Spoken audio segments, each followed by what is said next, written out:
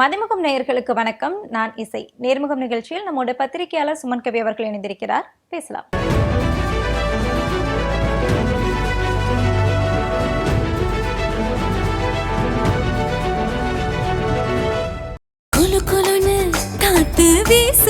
உங்கள் சத்யாவில் குளு குளு ஏசி ஆஃபர். டயா பூஸ்டர் சுகரை கண்ட்ரோல் பண்ணும், உங்க ஆரோக்கியத்தை மீட்டு தரும். சர்க்கரையை கட்டுப்படுத்துறதுக்கான எளிமையான வழிமுறை, இயற்கையான வழிமுறை. அனைத்து மருந்து கடைகளிலும் கிடைக்கும். தாவேகா குதிரை பேரம் பண்ண வேண்டிய அவசியம் என்ன? அவங்களுக்கு தான் பெரும்பான்மை இருக்குது. எங்க பெரும்பான்மை இருக்குது? கட்சிகள் எல்லாம் இருக்கிறாங்க. 120 இருக்குது. 120 இருக்குது. அவர்கள் நீங்க நல்லா யோசிச்சு பாருங்க. மோடி அவர்களை போய் சந்திக்கிறாரு, சந்திச்சுட்டு நிர்மலா சீதாராமன் பாக்குறாரு. ஆனா உள்துறை அமைச்சர் அமித்ஷாவை பாக்குறதுக்கு நேரம் கொடுக்கப்பட்டிருந்துச்சு. ஆனா அவர் அவாய்ட் பண்ணிட்டாரு. கொடுக்கப்படல அப்படிங்கிற மாதிரி அதை வெளியில சொல்றாங்க. அது சொல்றாங்க கொடுக்கப்பட்டிருந்துச்சு. 2 விதமான இது இருந்துச்சு ஷெட்யூல். ஒன்று அமித்ஷாவை பார்ப்பது, இன்னொன்று அடுத்த நாள் காலையில ராகுல் காந்தியையும் சோனியா காந்தியையும் பார்த்துட்டு அங்கே சாப்பிடுவது. உணவு தயார் பண்ணியாச்சு, விருந்தே தயார் பண்ணியாச்சு. எல்லாத்துக்கும் ஷெட்யூல் இருக்குது. ஆனா முந்தின நாளே அவர் கேன்சல் பண்றாரு. ஏன்னா அமித்ஷா பார்க்கல. அமித்ஷா நீங்க உங்களுடைய அதாவது விஜய் ஆட்சி அமைக்கிற தண்டின்னு தான் காங்கிரஸோட கூட்டணி. இப்போ ஆட்சி தக்க வைக்கணும். அப்போ இவர்கள் தேவை இப்போ இருக்கிறாங்க. இதை மீறி வேற வழி இருக்கான்னு பாக்குறாரு. கையில ஒரு பக்கம் கூட்டணியில இவர்களை வைத்துக் கொண்டேதான் குதிரை பேரத்தை நடத்துறாங்க. அதே மாதிரி பாஜக சொல்லுதா, அங்க சந்திச்சுட்டு அவர்கள் சந்திக்க இருக்கிறார். யாரு? அமித்ஷா உங்களை சந்திக்க இருக்கிறார். நீங்க கூட்டணி கட்சி தலைவரான ராகுல் காந்தியை சந்திக்க மறுக்கிறீங்க. இது ரெண்டுக்குள்ளேயும் ஒரு செய்தி இருக்குது.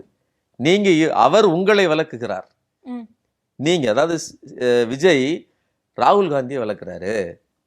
இப்போ இதுலேயே ஒரு மெசேஜை சொல்லிட்டாப்புல, இது வேண்டும் இது வேண்டாம் அப்படிங்கிற செய்தி இருக்குது. அதனால இங்க பட்டவர்த்தனமா என்ன நடக்குன்னா, பாஜக மிரட்டல் அங்கே தெரிகிறது.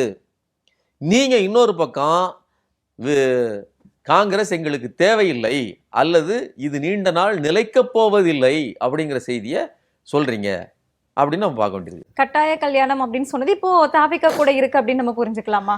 அதாவது ஆபத் பாந்தவன் சொல்லுவாங்க இல்லையா, உடுக்கை இழந்தவன் கைபோல் ஆங்கே அப்படின்னு நெருக்கடி நேரும் போது டபார்னு உதவுறது தான் நண்பனுடைய அழகு. அப்படிப்பட்ட நண்பனா இன்னைக்கு காங்கிரஸ் அவர்களுக்கு தான் இருக்குது. ஆனா அவர்கள் எப்படி ஸ்டாலின் முதுகுல குத்துனாங்க, அது தனி எபிசோட், அது தனியா பேசுவோம். அப்போ இவர்களுக்கு தேவைங்கிறதுக்காக அவசரமா கூட்டணின்னு சொல்லி அறிவிச்சு நிபந்தனையோடு கூட்டணி. என்ன நிபந்தனை? என்டிஏல இருந்தோ அதிமுகல இருந்தோ எக்காரணம் கொண்டு யாரோடையும் ஒரு கூட்டணி உறவை வைத்துக் கொள்ளக்கூடாது. அந்த நிபந்தனையோடு கூட்டணின்னு சொல்லும் போதே தான் 25 பேரை அங்கிருந்து ஓட்டு போடுவதற்கு நீங்க பேசுறீங்க. பேசாம தானாலாம் நடக்கல. நீங்க போய் யாரெல்லாம் சந்திக்கிறீங்க? பதவியேற்றதுக்கு பிறகு எதிர்கட்சி தலைவர் ஸ்டாலினை சந்திக்கிறீங்க, உதயநிதியை சந்திக்கிறீங்க, வைகோவை சந்திக்கிறீங்க, சீமான் முதற்கொண்டு சந்திக்கிறீங்க, அன்புமணியை சந்திக்கிறீங்க. ஆனா உங்களுக்கு எடப்பாடி பழனிசாமி மாட்டேங்கிறீங்க. எடப்பாடியை சந்திக்க இருக்கிறீங்க. சிவி சண்முகம் டீம், அதாவது யாரு கட்சி விதிகளுக்கு முரண்பாடாக கட்சியை எதிர்த்து பிளவுபட்டு நிற்கிறாங்களோ அந்த பிளவுபட்ட அணியை போய் சந்திக்கிறீங்க. அப்போ இதுல என்ன இருக்குது? இது பேக்கரி டீலிங் தான் இருக்குது, மறைமுக கூட்டணி தான் இருக்குது. அப்ப 25 பேர் உங்களுக்கு ஆதரவு தெரிவிச்சதுங்கிறது சும்மா நடக்கல. அப்ப எதுக்கு சொல்றேன் அப்படின்னா, உங்களுக்கு தேவைன்னா ஒருத்தரை சந்திப்பதும் தேவையில்லைன்னா விலைக்கு விடுறதும் அதுக்குள்ளே இருக்குதா? வேணும்னா மூஞ்ச தூக்குறது, வேணும்னா அப்படி சிரிச்சு பேசுறது, வேண்டாம்னா மூஞ்ச தூக்குறது, இது அதுக்குள்ளே நடக்குதா? விஜய் பேசுறது இல்லைங்க. விஜய் குறைவாதான் பேசுறாரு, ஆனால் அவருடைய செயல்கள் பேசுது. அந்த பேச்சுக்கு ஒரு பொருள் இருக்குல்ல. அப்ப எடப்பாடி பழனிசாமி அது மட்டும் இல்ல, எம்எல்ஏக்கள் பதவி பிரமாணம் எடுக்கும்போது ஓபிஎஸ் முதற்கொண்டு எல்லாரும் வணக்கம் சொல்றாங்க. இபிஎஸ் சொல்றாரு, இவர் கவனிக்க மாட்டேங்கிறாரு. பின்னாடி இருக்க அம்மா புகைப்படத்துக்கு தான் வணக்கம் சொன்னாரு அப்படிங்கிற மாதிரி. எப்படியோ அதெல்லாம் இதை எப்படின்னா திட்டமிட்டு அவரை அவாய்ட் பண்றாரு. அது ஒரு 2 இடத்துல நான் சொல்றேன், அதுல நீங்க ஒண்ணுக்கு காரணம் சொல்றீங்க. 2 இடத்துல ஒரு இடத்த நீங்க சொல்லவே முடியாது. எடப்பாடி திட்டமிட்டு தான் அவர் புறக்கணித்தார். அந்த புறக்கணிப்புக்கு பின்னாடி நீங்கள் வேண்டாம், சிவி சண்முகம் தரப்பு எனக்கு வேண்டும் இருக்கா இல்லையா? இன்னொன்னு அங்கோடி அந்த பக்கம் இதே லாட்டரி மார்டின் அவர்களுடைய குடும்பத்தை சேர்ந்த அவங்க ஆதவினுடைய மாமியார் இருக்கிறாங்க, லீமா ரோஸ் மார்டின். நீங்க இந்த கோயில் காலை படத்துல பார்த்திருப்பீங்க. குறுக்கு சந்தில் இளநியை இழுப்பாங்க பார்த்துறீங்களா? ம். அதில் இழுக்கிற இடத்துல வடிவேல் இருப்பார். இன்னைக்கு அவர் தான் அந்த பொசிஷனில் ஆதவரிச்சனா இருக்கிறாரு. அதிமுகலேருந்து இப்போ கட்டி விடுற இடத்துல செந்தில் கட்டி விடுவார். அப்படி கட்டி விடுற வேலையை அந்த அம்மா தான் செஞ்சாங்க. சரிங்களா? இப்படி பேரம் இப்படித்தான் நடந்தது. தானா ஒருத்தர் மட்டும் நினைச்சு நடக்கல. 2 பக்கமாக அசைப்பு. நான் உங்களை பார்த்துக்கிடுறேன் அப்படின்னு உத்தரவாதம். இது எல்லாம் நடக்காமலாம் லீமா ரோஸ் அந்த ஆட்டம் ஆடலை. இதெல்லாம் செய்ய போய் தான் சிவி சண்முகமா ஆடி இருக்கிறாரு. அதிகமான வார்த்தைகளை விட்டுட்டு இன்னைக்கு திருப்பி வர முடியாம தத்தளிக்கிறாரு. சட்டப்படியான நடவடிக்கைன்னு சொன்ன உடனே எடப்பாடியும் இன்பதுரையும் சேர்ந்து அவர்கள் எடுத்த நடவடிக்கைகளின் காரணமாக, போட்ட கேஸின் காரணமா, கொடுத்த பெட்டிஷன் கொடுத்த இதன் காரணமா வேற வழி இல்லாமல் இவர்கள் இன்னைக்கு திரும்பி வந்திருக்காங்க. அதுலேயும் கூட சிவி சண்முகத்தால் வர முடியலன்னா இந்த மாதிரியான நிலைமையை உருவாக்குனது யார்? இன்னைக்கு லீமா ரோஸும் நம்ம ஆதவ் அர்ஜுனாவும் தான். இப்ப இப்படிப்பட்டவர்கள் மத்தியில நீங்க திட்டமிட்டு கரெக்டா வேலை செய்றீங்க. ஒரு காலத்துல வந்து மன்னார்குடி மாஃபியான்னு சொல்லுவாங்க இல்லையா, இந்த சசிகலா குடும்பத்தை. அதே மாதிரி இன்னைக்கு ஜெயலலிதாவுக்கு எப்படி சசிகலா குடும்பமோ அதை விட மோசமானது. அந்த குடும்பத்தை நம்ம முற்றிலுமா சொல்ல முடியாது. ஏன்னா அவர்கள் எவ்வளவுதான் இதை விட பெரிய அதிகாரத்துல அவங்க பார்த்துட்டாங்க. இன்னைக்கு இவங்க தான் இப்பதான் உள்ள வராங்க. இவங்கள்ட்ட பணம் இருக்குது. அதிகாரம்ங்கிறது பணத்தால் வாங்கப்பட்டது. அவர்களுக்கு அதிகாரம் பணத்தால் வாங்கப்பட்டது இல்லை, பலமுறை மக்களால் தேர்ந்தெடுக்கப்பட்டு வந்துச்சு. இன்னைக்கு கட்சியை அபகரிச்சு நீங்க கையில வச்சுக்கிட்டு பண்றீங்க. அன்னைக்கு அவர்கள் வந்து ஜெயலலிதாவின் இதுவாக தான் இருந்தாங்க. ஆனால் நீங்க யாரு, நான் மார்ட்டின் குடும்பத்தை சொல்றேன், இன்னைக்கு விஜயை அபகரித்து வைத்திருக்கிறார்கள். விஜய் அவர்களுக்கு ஏத்த மாதிரி செயல்படுறாரு. அதன் விளைவு தான் வந்து எடப்பாடியை அவாய்ட் பண்றாரு. ஸோ இதெல்லாம் கூட்டி கழிச்சு பார்த்தீங்கன்னா விஜய் தெளிவாக தனக்கு வேண்டாதவர்களை நிராகரிக்கிறாரு, வேண்டியவர்கள்ட்ட சேர்றாரு. விஜய் இன்னைக்கு காங்கிரஸை நிராகரித்து விட்டார். ஏன் நிராகரிக்கிறாரு? எனக்கு அடுத்த கட்டமாக இன்னும் 4 பேர் வந்தாங்கன்னா என் பிரச்சனை முடிஞ்சுது. இனிமேல் உங்கள் தயவில் நான் வாழ வேண்டியதில்லை. விஜய் வந்து எடப்பாடி பழனிசாமி அவர்களை அவாய்ட் பண்றாரு. அப்படி அது ஒரு பக்கம் இருக்கு. இதுக்கு காரணம் வந்து இவர்கிட்ட தலைமை பண்பு இல்லை அப்படின்னு நம்ம எடுத்துக்கலாமா? எடப்பாடி பழனிசாமி அவர்கள்கிட்ட அதெல்லாம் இப்ப அப்படின்னா, ஏன்னா விஜய் வர்றதுக்கு முன்னாடி என்ன தலைமை பண்பு அவற்று சீரிய முறையில் இருந்துச்சா? கிடையாது. அதாவது எடப்பாடி பழனிசாமிக்கு ஒரு வகையான ஒரு பேர வலிமை இருந்துச்சு. அவர்கிட்ட இப்போ பேர வலிமை குறைஞ்சிருக்குது. பேரம் பேசும் திறன் இருந்துச்சு. பேர வலிமைங்கிறது பண்றதுக்கான சூழ்நிலை. இவர்கிட்ட பண்ணுறதுக்கான ஆற்றல் ரெண்டும் தான் இருந்துச்சு. லீடர்ஷிப்புங்கிறது வந்து அது தனிங்க. லீடர்ஷிப்புங்கிறது வெறுமனே கட்சியை வந்து நிர்வாகம் மட்டும் கிடையாது. அது போக உங்கள் ஒட்டுமொத்த மக்களையும் கவர்ந்து இழுக்கிறது தான் அந்த அதாவது மற்ற நிர்வாகம் வேற, ஒரு கம்பெனி நடத்துறது வேற, கட்சி நடத்துறதுங்கிறது வந்து ஓட்டு போடணுமே. உங்கள் கட்சிக்காரங்கள்லாம் உங்ககிட்ட இருந்தால் மட்டும் போதாது, வாக்காளர்கள் உங்கள் பக்கம் இருக்கணும். அப்படிப்பட்ட இதில் வந்து எடப்பாடி பழனிசாமி வாக்காளர்களையோ அல்லது கட்சியோ முழுவதுமாக கட்டுப்படுத்தினார். அப்படி கட்டுப்படுத்துறதா இருந்தால் ஏன் 2021 அவர் தோத்து போறாரு? சரிங்களா? 2021 தோத்ததுக்கு அப்புறம் இப்போ மறுபடியும் ஏன் தோத்து போறாரு? அப்போ மீண்டும் அந்த கட்சி தோற்று போறதுக்கு பின்னாடி அதுதான் இருக்குது. சரிங்களா? ஆனால் எடப்பாடி பழனிசாமி குறைந்தபட்சம் அந்த கட்சியை பொதுச் செயலாளருங்கிற முறையில் தன் கையில் வச்சிருக்கிறாரு. இந்த கட்சியை ஏலம் எடுத்தவருங்கிற முறையில் அதை கோதர் ஏலத்தில் எடுத்தது தானேங்க. ஏலத்தில் எடுக்கப்பட்ட பொருள் தானே. 1000 2000 கூவி விற்கும் போது பிடிச்சது. ஆமா. இப்போ இன்னைக்கு என்ன நடக்கு? அந்த ஏலமிட்ட கட்சியினுடைய எம்எல்ஏக்கள் அன்னைக்கு பிரிஞ்சு போயிடுவாங்களோன்னு ஒரு நெருக்கடி இருந்துச்சு. இன்னைக்கு அவர்கள் அந்த இடைவெளி இவ்வளவு நாள் ஏலம் எடுக்கிறதுக்கான எதிர்த்தரப்பு இன்னைக்கு தான் வந்து சேர்ந்துருக்குது. நல்லா கவனிச்சுக்கணும். இதுல ஒரு எத்திக்ஸ் இருக்குது. இவ்வளவு நெருக்கடியான சூழ்நிலை இருக்கும்போது கூட திமுக முழுவதுமாக அவர்களை அப்படி செய்யலை. யார் வந்து அப்படி ரொம்ப முரண்பாடாக இருக்கிறாங்களோ, யார் அந்த கட்சியால் வேற வழி இல்லைன்னு நினைக்கிறாங்களோ அவங்கள தான் உள்ள சேர்த்துக்கிச்சு. நீங்கள் ஓபிஎஸ் வந்ததுங்கிறது தேர்தலுக்கு முன்னாடி வேற கட்சிகளுக்கெல்லாம் போனாங்க. ஜேசிடி பிரபாகர் இன்னைக்கு வந்திருக்கிறாரு. அவர் என்ன அங்கேருந்து வந்தவர் தானே. ஆனால் எதுக்கு அதெல்லாம் விமர்சிக்கல அப்படின்னா, அது வந்து குதிரை பேரம் கிடையாது. குதிரை பேரம்னா என்ன? உங்கள்கிட்ட எம்எல்ஏங்கிற அந்த பொறுப்பை மக்கள் கொடுத்து அதை நீங்கள் உதாசீனப்படுத்திட்டு நீங்க வேற ஒரு கட்சிக்கு போனீங்கன்னா தான் அது குற்றம். இது தேர்தலுக்கு முன்பாகவே இப்ப நடக்கிறது தேர்தலுக்கு பிறகு நடக்கலையா? அப்போ இன்னைக்கு நடந்துகிட்டு இருக்கிறதுங்கிறது தலைமை பண்பு இன்மையும் கிடையாது. எடப்பாடியின் அளவு என்னவோ, அவருடைய கெப்பாசிட்டி என்னவோ அதற்கான ஆற்றலை அவருக்கு இது பண்ணிட்டாரு. அந்த கட்சியை தன்னால் ஆன அளவிற்கு இத்தனை வருடங்களாக, அதாவது இந்த இடைப்பட்ட காலங்களில் 17க்கு அப்புறம் அந்த கட்சி தன்மையப்படுத்திட்டாரு. இப்போதும் அந்த கட்சியினுடைய வலு அவர் கையில தான் இருக்குது. அப்படி இல்லைன்னா ஏன் வந்து இன்னைக்கு உடைந்த அணிகள் மறுபடியும் ஸ்டாண்டலோன் இல்லாம ஏன் பின்னாடி போகுது? அவர்களால் ஏன் நிக்க முடியாது. அவர் சட்ட போராட்டத்துக்கு போனாருன்னா உங்களுடைய கதை கந்தலாயிடும். அது தெரிஞ்சுதான் விஜயை பின்வாங்குறாரு. சரிங்களா? இப்போ விஜய் எப்படி இருக்கிறாரு பாருங்க. ஒரு பக்கம் அங்க எடப்பாடி முறைக்கிறாரு, இன்னொரு பக்கம் காங்கிரஸையும் முறைக்கிறாரு. ரெண்டு பக்கத்துக்கு மத்தியில எது வாய்ப்பு அப்படின்னு தேடிக்கிட்டு இருக்கிறாரு. ஒரு ஆப்ஷன் தெளிவா தெரிஞ்சிருச்சுன்னா அதற்கு பிறகு எடப்பாடி மட்டும் இல்ல, காங்கிரஸும் காலி வந்து காங்கிரஸை கைகழுவி விடுவார்கள். மற்றவர்களுக்கு பிரச்சனை இல்லை, அவர்களே நெருக்கடியில தான் இருக்கிறாங்க. இன்னைக்கு வந்து திருமாவளவன் அவர்களா இருந்தாலும் சரி, மற்றவர்களா இருந்தாலும் சரி, என்னன்னு சொல்றது, சிபிஎம் சிபிஐயா இருந்தாலும் அவர்களுக்கு இந்த கூட்டணிக்குள்ள ரொம்ப ஜெல்லுலாம் ஆக முடியாது. இல்ல இப்ப அவங்க அமைச்சரவையில இருக்கிறாங்கல்ல, அமைச்சரவையில இருக்கிறாங்க.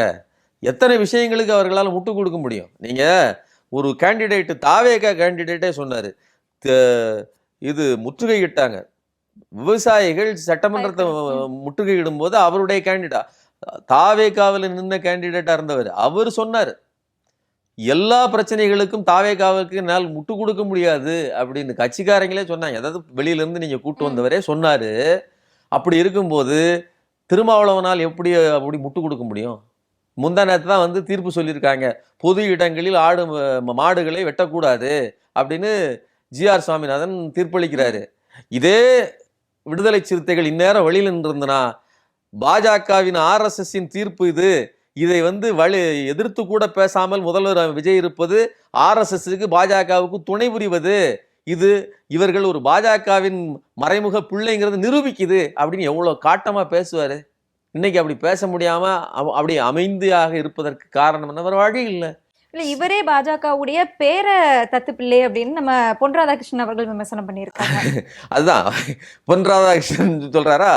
அதுதான் இப்போ வந்து கூட்டி கழிச்சு இப்போ வந்து என்னன்னா ரொம்ப சிம்பிளா, இத்தனை ஆண்டு காலம் விடுதலை சிறுத்தைகள்னா சமூக நீதியை சொல்லி கொடுத்தது, விளிம்பு நில மக்களின் பிரச்சனைகள் என்ன அப்படின்னு படம் போட்டு விளக்கியது, அதையெல்லாம் மக்களுக்கு பயிற்றுவிச்சது, கற்பி ஒன்று சேர், அது ஒன்று சேர்த்து கற்பித்தது, சாதாரண மக்களும் புரிஞ்சுக்கிற அளவுக்கு இதையெல்லாம் மக்கள்கிட்ட கொண்டு போய் சேர்த்தது. இன்னைக்கு சினிமா தியேட்டருக்கு போயிட்டு 4 பேர் விசில் அடிச்சு அப்படியே அதுல கரைஞ்சிட்டான், அவங்கள மீட்க போறோம்னு சொல்லி நீங்களும் சினிமா தியேட்டருக்குள்ள போய் நின்று விசில் அடிச்சுக்கிட்டு இருக்கிறீங்களே தவிர சிறுத்தைகளின் இயல்பான குணம் இது அல்ல. சர்க்கஸ் கூடாரத்தை விட்டு வெளியில வாங்க, இது உங்களுக்கு பொருந்தாதது அப்படின்னு நாம சொல்றோம்.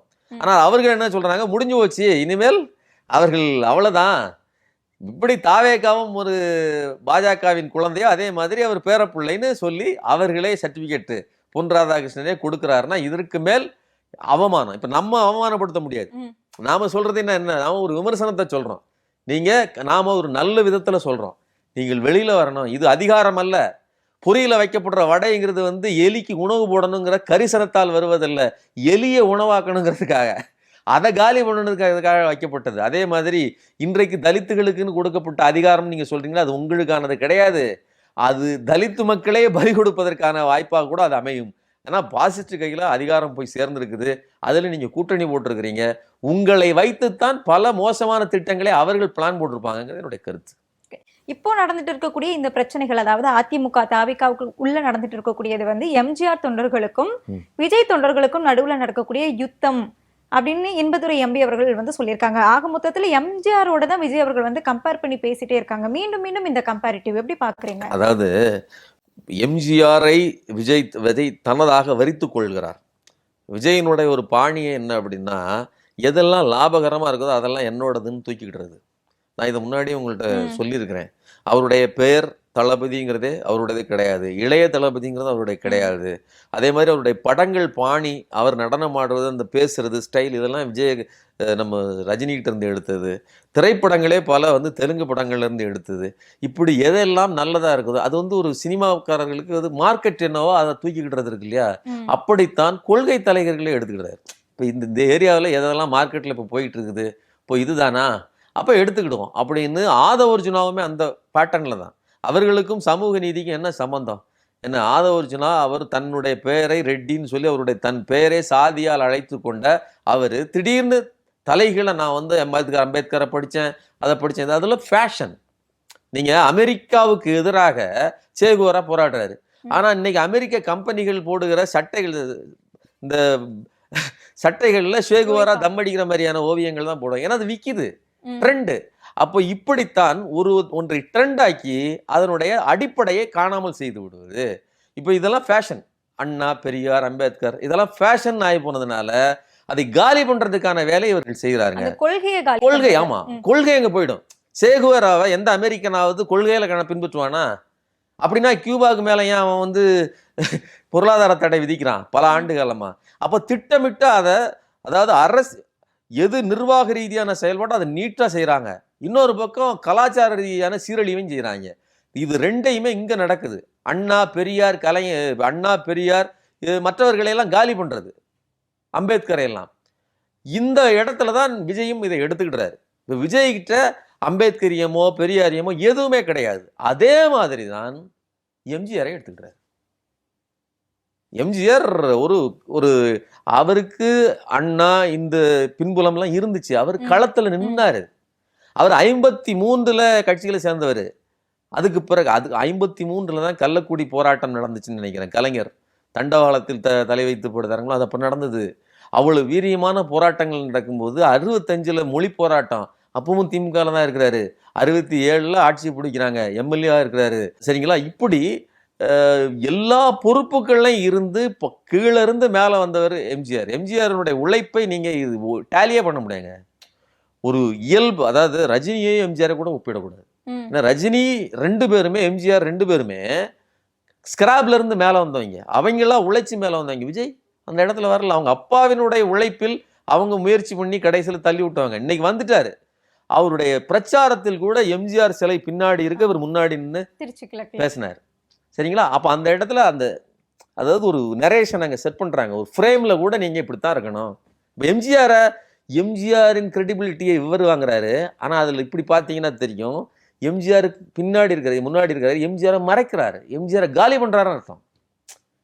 எம்ஜிஆர்கிட்ட இருந்து வலுவை வாங்கி கொண்டு, அவர்கிட்ட இருந்து நல்லதை எடுத்துக்கொண்டு, தன்னுடைய நிழலால் எம்ஜிஆரின் புகழை மறைக்கிறார். அந்த வேலை செய்யறாரு. அதனால இன்பதுரை சொல்றதுல ஒரு நியாயம் இருக்குது. எம்ஜிஆரை அழித்தொழிப்பதற்கு வந்த சத்ரு இவர். அதனால எம்ஜிஆருக்கு எதிராக செய்கிற அந்த சதியை நாம வீழ்த்தணும்னு அவங்க சொல்லலாம். ஏன்னா அவர்கள் அந்த கட்சி அவர்களால் உருவாக்கப்பட்ட கட்சி.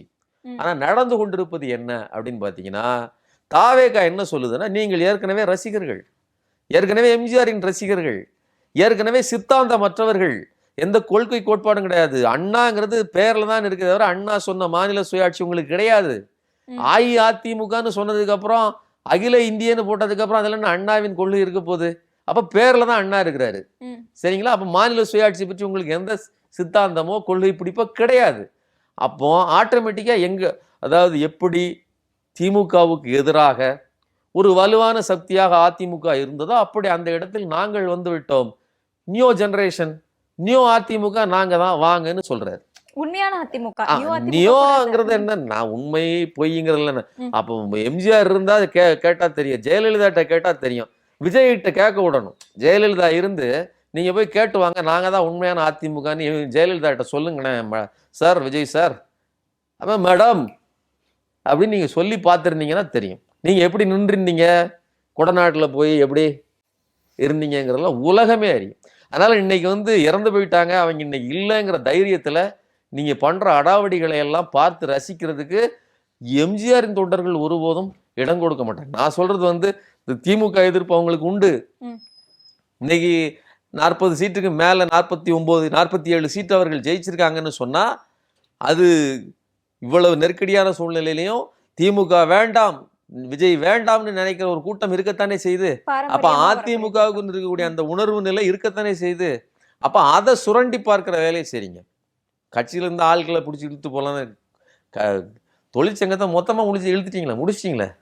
என்ன அதிமுகவுடைய தொழிற்சங்கம்? ஆமா, அதிமுக தொழிற்சங்கத்தின் மொத்த கூட்டம், கிளை அமைப்புகள் எல்லாத்தையும் உருவிட்டீங்கிறது மறுபடியும் தொழிற்சங்கம் கட்ட முடியுமா? இதெல்லாம் வந்து இதற்காக எத்தனை கோடிகள் விலை பேசப்பட்டது, அதெல்லாம் நம்ம கேட்கணும். இதெல்லாம் ரொம்ப என்ன சொல்றதுன்னா, இது ஜனநாயக படுகொலைங்கிறத இவங்க மிக பகிரங்கமா நடத்துறாங்க. மேலே விலகல் கீழே விலகல் மேலே இணைவு, புதிய ஜனநாயக புரட்சி இது நடக்குது அப்படின்னு நம்ம பார்த்துக்கிட்டு இருக்க வேண்டியது. மிக கொடூரமான ஒரு நடவடிக்கை. தூய சக்தி தீய சக்தின்னு சொல்லிட்டு இருந்தாரு, ம். இதை ஊழல் சக்தின்னு சொன்னாரு. ஆமா.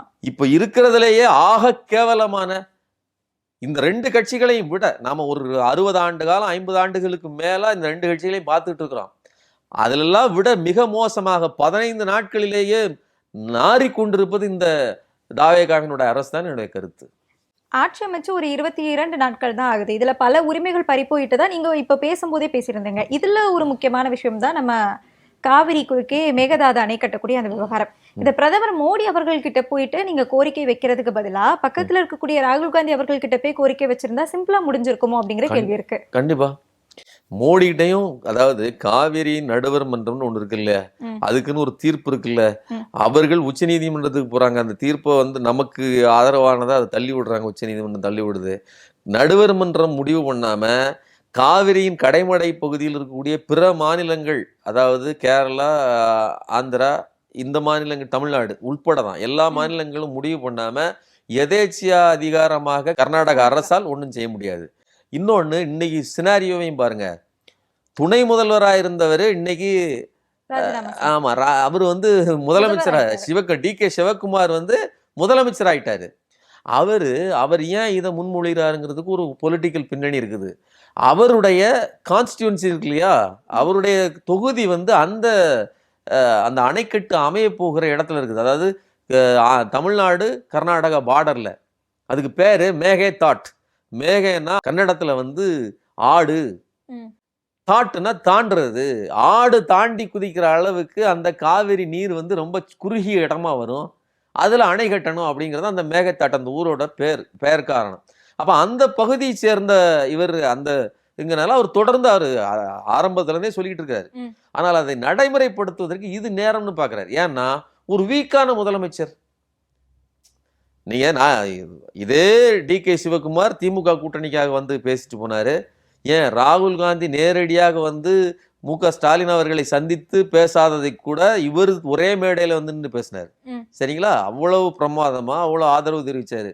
அப்ப இவ்வளவு நட்புறவு இருக்கும் போது, அதாவது ராகுல் காந்தியை மீறி தாண்டி இன்னைக்கு எடுத்திருக்கிற முடிவை கூட அவர் அதாவது மீறிதான் அவர்கள் செயல்படுவாங்க. அப்படிப்பட்ட உறவு இருக்கும்போது இன்னைக்கு ஸ்டாலின் அவர்கள் இருந்திருந்தா, நமது நண்பர், நமக்கு முக்கியமானவர், நமக்கு ஒரு கோரிக்கை, தொகுதி கோரிக்கை இருந்தாலும் கூட உடனடியாக செயல்படுத்த முடியாது. 2 பக்கம் கத்தி மாதிரி. அதனால கொஞ்சம் அடக்கி வாசிக்கணும்னு நினைப்பாரு. இன்னைக்கு அப்படி இல்லை. வீக்கர், ஒரு பலவீனமான தலைமை, எந்த அதிகாரமும் வலுவும் இல்லாதவர். உண்மையை சொல்றதா இருந்தா இன்னைக்கு ஆட்சி யார் நடத்திக்கிட்டு இருக்கிறா? அந்த லாட்டரி குடும்பம் தான் நடத்திட்டு இருக்குது. அப்ப அவர்களுக்கு நிர்வாகம் ஒன்றும் தெரிய போறதில்லை, மக்கள் பிரச்சனை தெரிய போறதில்லை. பேரம் பேசுவாங்க, காசை கொடுப்பாங்க, ஆட்களை இழுப்பாங்க. அதை தவிர்த்து அதிகாரம் மற்ற மாதிரி அவர்களுக்கு என்ன தெரியும்? மக்கள் பிரச்சனை தெரியுமா? கிடையாது. அது அவர்களுக்கு தேவையும் கிடையாது. அப்போ விஜய் தலையில தான் இது விடிய போகிறது. இன்னைக்கு மேகத்தாட்டு பிரச்சனைக்கு நீங்க வந்து பிரதமர் மோடிட்ட போய் மனு கொடுக்குறீங்க.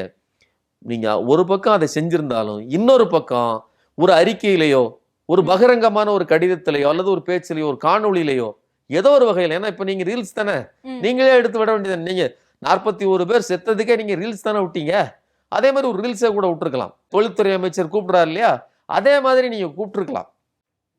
அதே மாதிரி எங்கள் உரிமை இது, இதில் நீங்கள் வந்து தலையிடக்கூடாதுன்னு சொல்லி ராகுல் காந்தி அவர்களுக்கு ஒரு கடிதம், ஒரு மனம் திறந்த மடல்னு சொல்லி கூட நீங்க பேசியிருக்கலாம்.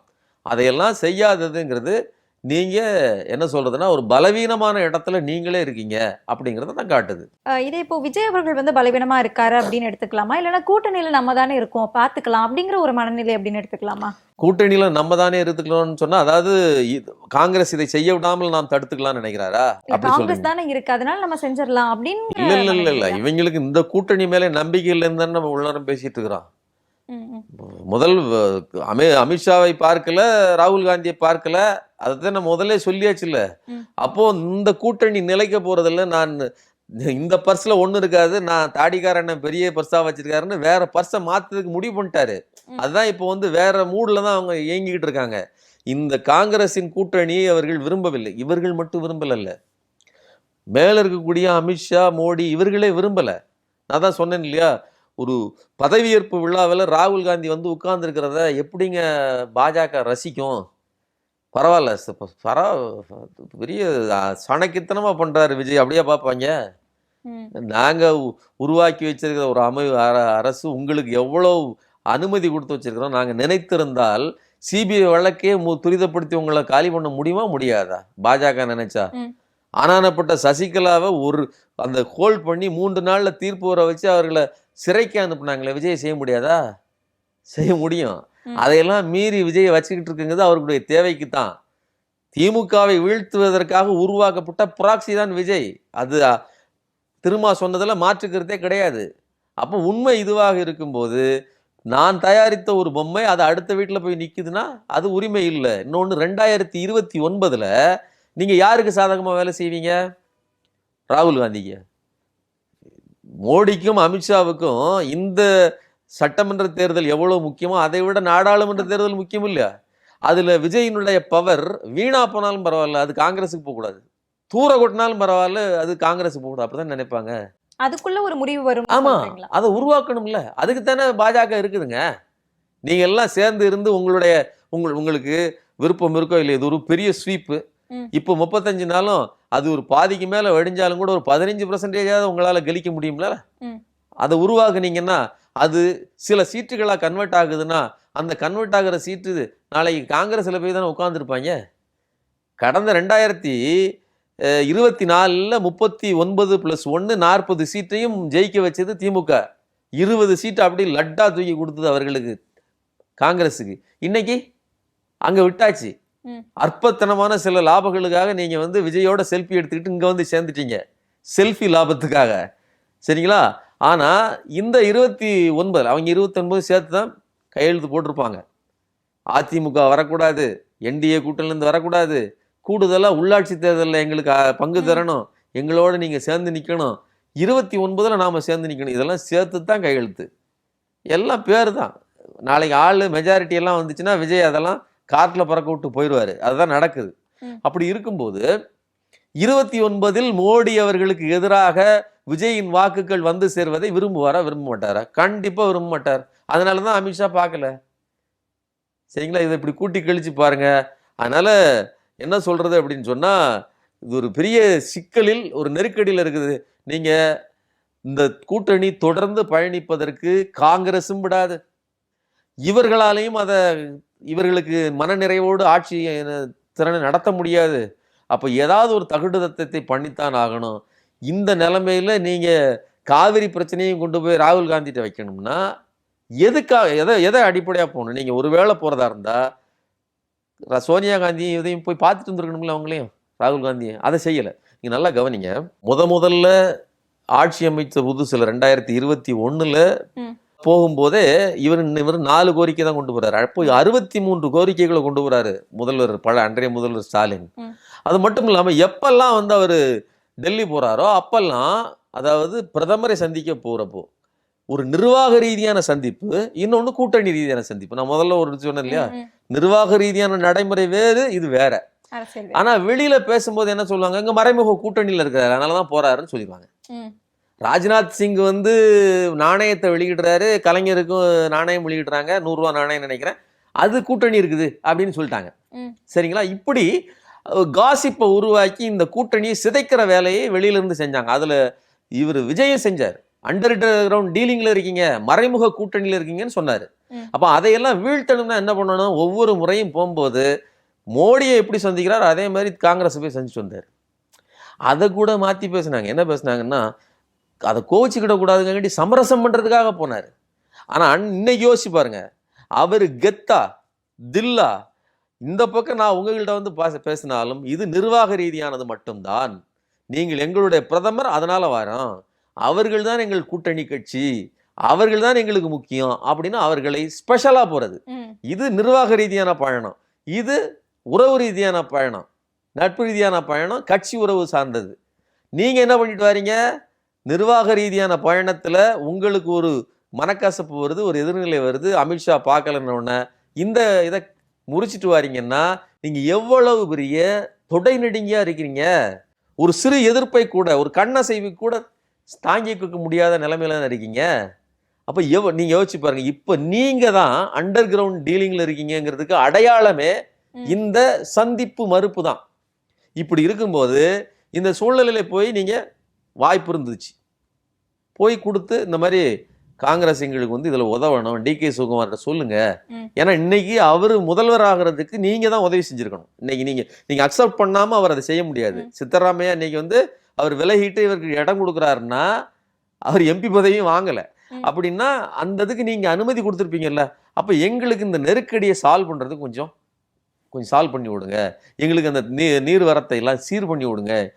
அதாவது இது எல்லாம் பகிரங்கமாக இருக்கணும்னு அவசியம் கிடையாது, உள்ளுக்குள்ளே நீங்கள் பேசிக்கங்க. ஆனால் அதை கூட செய்யாமல் நீங்கள் வர்றீங்கன்னு சொன்னால் பக்காவான பிழைப்பை தவிர இந்த மக்கள் மேலே ஏதாவது இருக்கா? இந்த கூட்டணியால் ஏதாவது இந்த கூட்டணியை வைத்து நீங்கள் சாதிக்க முடியுமா? முடியாது. அதான் காட்டுது. கண்டிப்பா சார், இதை பத்தி நம்ம தொடர்ந்து விவாதிப்போம். நிறைய தகவல்கள் பகிர்ந்திருந்தீங்க, ரொம்ப நன்றி. நன்றிங்க.